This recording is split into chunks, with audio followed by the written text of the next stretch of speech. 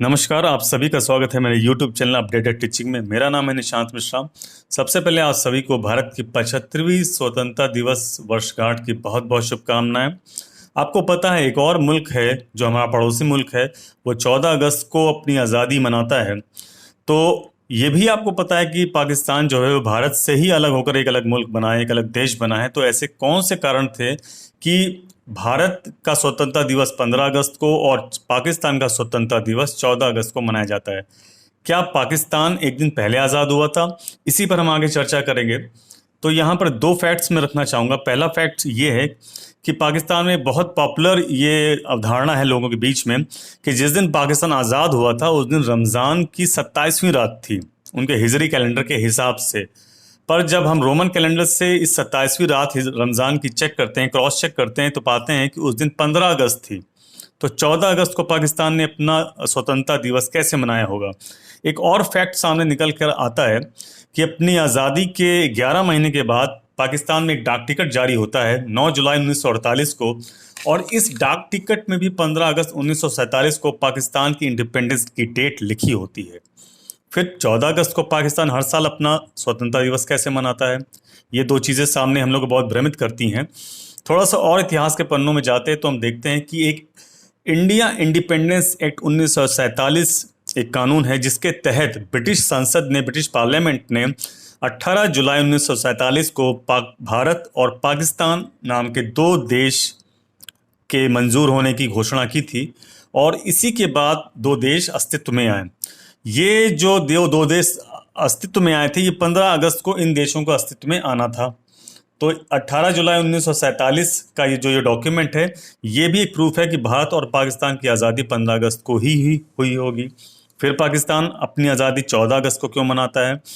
अब देखते हैं इसका कारण क्या है।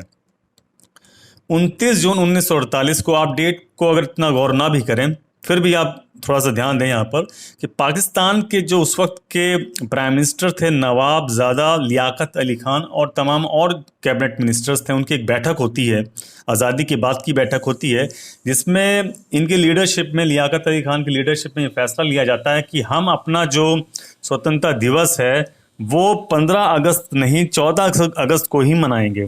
अब इसके पीछे क्या कारण थे, क्या सुझाव थे, किसने सुझाव दिया, इस पर ज़्यादा बहस चर्चा का विषय नहीं है।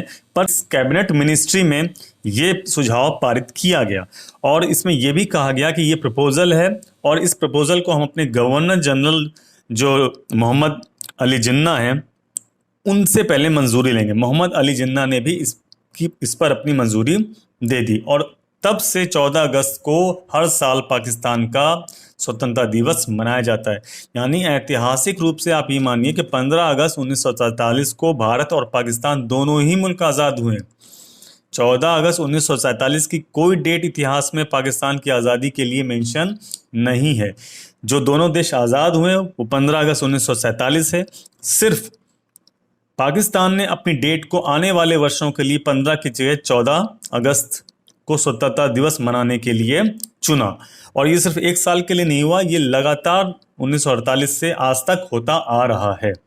तो प्रधानमंत्री लियाकत अली खान की कैबिनेट मिनिस्ट्री की जो ये बैठक हुई थी उसमें किसी इतिहास को बदलने की कोशिश नहीं की गई थी। इसमें सिर्फ आने वाले वर्षों के लिए पाकिस्तान की जो स्वतंत्रता दिवस है उसको 15 अगस्त के जगह 14 अगस्त को मनाने की घोषणा की गई थी।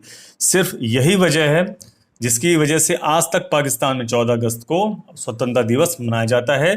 दोनों ही मुल्क 15 अगस्त को आज़ाद हुए, 1947 15 अगस्त 1947 को आज़ाद हुए। भारत ट्रेडिशनली, परंपरागत रूप से उसी दिन अपनी स्वतंत्रता दिवस मनाता है। पाकिस्तान की सरकार ने इंटेंशनली इस डेट को चेंज किया, क्या किसी सुप्रीमेसी के तहत, या वो अपने आप को भारत से थोड़ा बड़ा दिखाना चाहता था कि हम एक दिन पहले आज़ाद हुए हैं? तो ऐसा कोई मुल्क कर सकता है, वो अपने इन टाइमलाइंस में, इन डेट्स में इंटरफेयर कर सकता है, ये उसका आंतरिक मामला है। लेकिन पाकिस्तान 15 अगस्त को ही आज़ाद हुआ था भारत के साथ। ये दो देश एक दिन ही आज़ाद हुए, और इस तरह से 14 अगस्त का जो दिवस है वो पाकिस्तान में स्वतंत्रता दिवस के रूप में मनाया जाता है और भारत का स्वतंत्रता दिवस 15 अगस्त को मनाया जाता है। तो ये जानकारी आपके सामने मैं पेश करना चाहता था।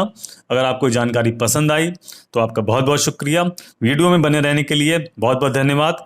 जय हिंद।